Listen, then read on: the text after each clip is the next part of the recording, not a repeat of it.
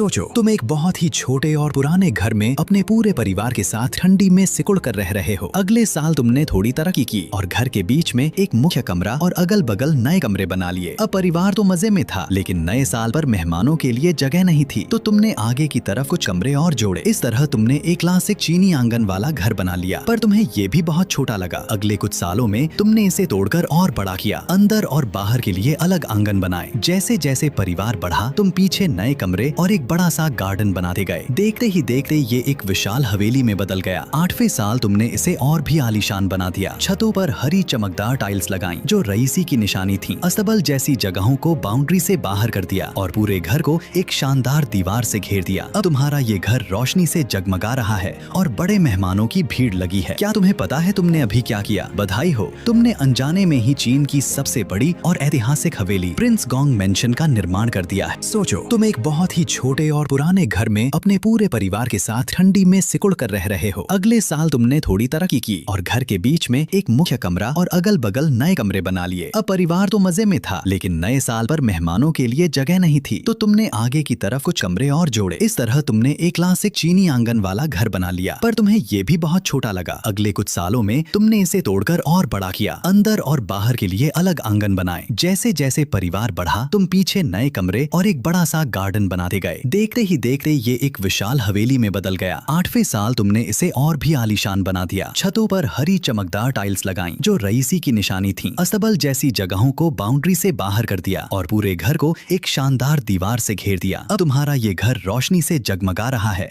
और बड़े मेहमानों की भीड़ लगी है। क्या तुम्हें पता है तुमने अभी क्या किया? बधाई हो, तुमने अनजाने में ही चीन की सबसे बड़ी और ऐतिहासिक हवेली प्रिंस गोंग मेंशन का निर्माण कर दिया।